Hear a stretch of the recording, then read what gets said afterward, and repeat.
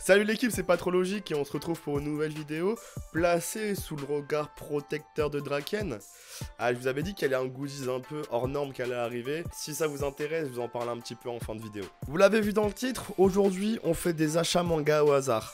Cette fois, je suis allé dans un magasin qui s'appelle Apum Bapun. Ce n'est pas un magasin neuf, c'est un magasin d'occasion. Bon, qui fait aussi du neuf parce qu'il faut bien payer ses factures. Du coup, Apum Bapun, c'est un magasin qui est sur Paris, juste à côté de Gilbert Joseph. Donc en général, quand je vais faire des achats manga, je passe d'abord chez Apum Bapun et après chez Gilbert Joseph. Du coup, j'ai pris un tram, j'ai pris un métro, j'ai pris un deuxième métro. Et je suis enfin arrivé chez Apum Bapun. Ah, salut l'équipe, alors du coup on se retrouve enfin devant le Apum Bapum. Donc je suis en caméra extérieure, j'espère que ça s'entend pas trop. Du coup on va directement aller acheter ces petits mangas au hasard. Alors je vous mets des petits plans de coupe de comment ça se passe dans le magasin. Il y a énormément d'étagères, énormément de livres un peu partout. Donc laissez tomber la technique que j'avais fait la dernière fois avec les dés, c'est pas possible. Du coup ce que j'ai fait, c'est que je me suis dit qu'il y avait 26 lettres dans l'alphabet. Ouais, je sais compter. Et que du coup, chaque manga commençait forcément par une de ces lettres. Alors je vois directement, oui, il y a des mangas qui commencent par des chiffres, ta gueule. Du coup, j'ai tiré un dé 26 faces. Enfin, ça n'existe pas un dé 26 faces. Du coup, j'ai fait un dé 20 faces et un dé 6 faces. Et là, vous allez me dire, mais attends, avec 2 dés, tu peux pas tomber sur 1, ta gueule. Du coup, je suis tombé sur la lettre P. J'ai compté exactement le nombre de tomes 1 qu'il y avait dans les étagères, parce que je vais pas commencer par le tome 3, 4 ou 8. Donc j'ai compté le nombre de séries commencées par le tome 1. J'ai tiré un nouveau dé à la lettre P, j'ai compté avec mes petites mimines, et je suis tombé sur un titre à rallonge. Je vais essayer de vous le dire en one shot. Pourquoi Seiya Todouin, 16 ans, n'arrive pas à pécho? De la grande littérature sûrement. Un peu déçu, je vais pas vous le cacher. Bon, je parle pas le Nord, le but c'est quand même de découvrir de nouvelles séries. En plus, c'est aux éditions Tonkam. Je n'ai pas beaucoup d'œuvres chez eux. Ça sera l'occasion d'augmenter un petit peu la manga tech et les séries de chez eux. Ensuite, je retire un D26 parce que je me suis toujours pas rendu compte de mon erreur. Et je tombe sur la lettre W. Alors W, je me suis dit, mais qu'est-ce qui existe comme manga commence par la lettre W? J'en ai pas trouvé dans ma tête, donc je me suis focus sur l'étagère.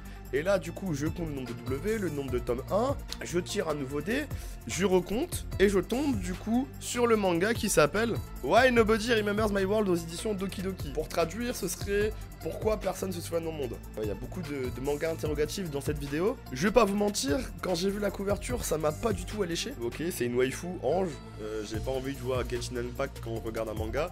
Bref, on verra bien ce que ça nous réserve. Je retire mon dernier dé, je tombe sur la lettre G, je compte encore fois les tomes 1, je retire un dé en nombre de tomes 1, et je tombe sur Goblin Slayer. Alors pour une fois, un manga que je connais déjà, aux éditions Kurokawa, une de mes maisons d'édition préférées. C'est un manga qui me faisait déjà un peu d'œil, donc là c'est l'occasion de tester. Du coup je m'en sors avec ces 3 mangas, je les ai lus, et je vais vous en parler.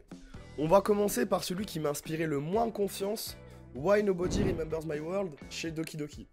Ça parle de quoi? Déjà, on est dans un monde mélange dark fantasy, mélange science-fiction. C'est-à-dire qu'il y a des véhicules, des armes futuristes, mais il y a des démons, des orques et des nains. Il y a 100 ans, l'humanité a livré une guerre contre 4 autres races, à savoir les anges, les démons, je crois même les vampires, les dragons, bref. Et ils ont gagné grâce à un héros légendaire et une épée sacrée. Les humains vivent leur petite vie, les races qui ont perdu sont enfermées dans des tombeaux que doivent surveiller les humains. Et justement, il y a 3 humains qui surveillent un tombeau, des humains qui font leur service militaire. Parmi ces 3 humains, on a le héros principal qui se fait un devoir de faire son service militaire et de plus tard devenir soldat. Sauf qu'un jour, il se réveille d'un petit coma, d'un petit malaise, et il se rend compte que le monde qu'il a connu est complètement détruit. Et ce ne sont plus les humains qui règnent, mais les démons. En fait, l'histoire a été changée, il n'y a pas eu le héros qui a sauvé l'humanité, comme c'est le cas dans son histoire à lui. Et du coup, les humains sont réduits en esclavage. Il essaye de comprendre ce qui se passe. Pourquoi personne se souvient que de base c'est eux qui ont gagné?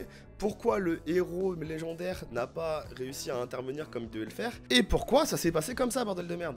C'est un peu le résumé de ce tome 1. Et qu'est-ce que j'en ai pensé? Bah j'aime pas.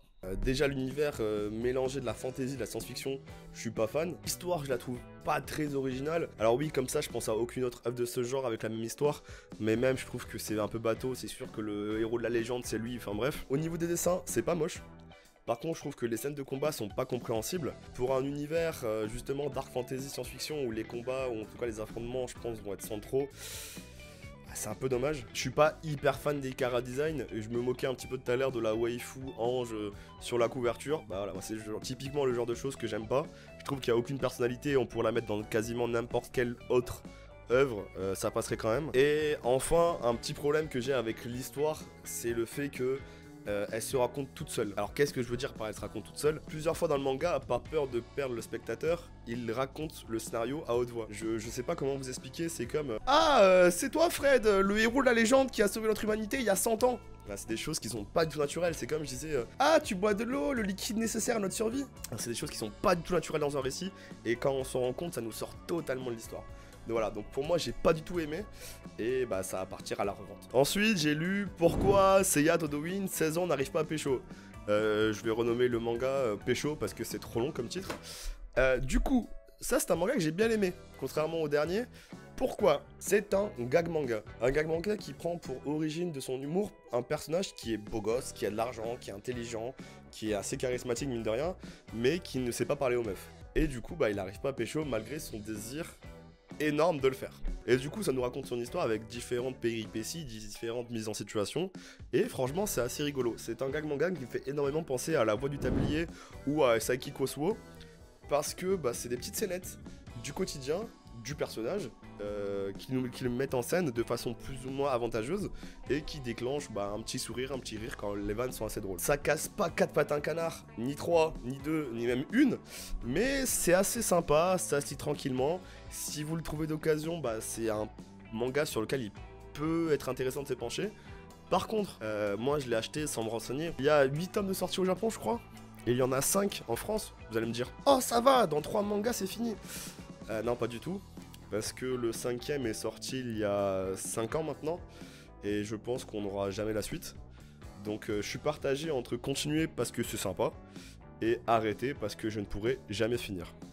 À vous de me dire ce que vous auriez fait à ma place. Enfin, le dernier et le plus prometteur à mes yeux, Goblin Slayer chez Kurokawa. Goblin Slayer prend pour postulat de départ un univers de fantasy à la Tolkien, avec un personnage qui est spécialisé dans l'extermination de gobelins.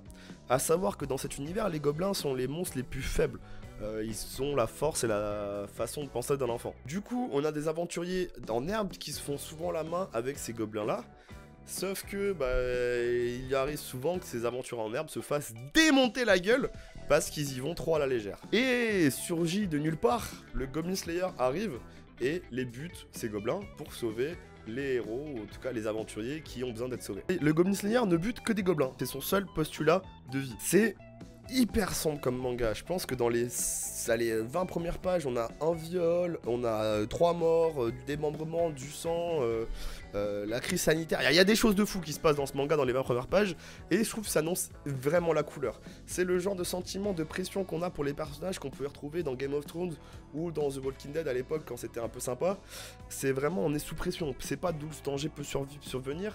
Et même quand un personnage est sauvé, bah il peut quand même être détruit mentalement parce qu'il a vécu. On nous prend pas par la main, c'est bouffe-toi ça et essaye de kiffer. En plus de cela, je trouve que le manga est assez simple à comprendre, c'est-à-dire qu'il ne met pas de surexposition. C'est un univers de fantasy, il y a des facilités à comprendre, on sait ce que c'est qu'un gobelin, on sait ce que c'est qu'une guilde. Ça explique 2-3 éléments de scénario et d'univers quand il y a besoin, à savoir qu'est-ce que la guilde des aventuriers, etc.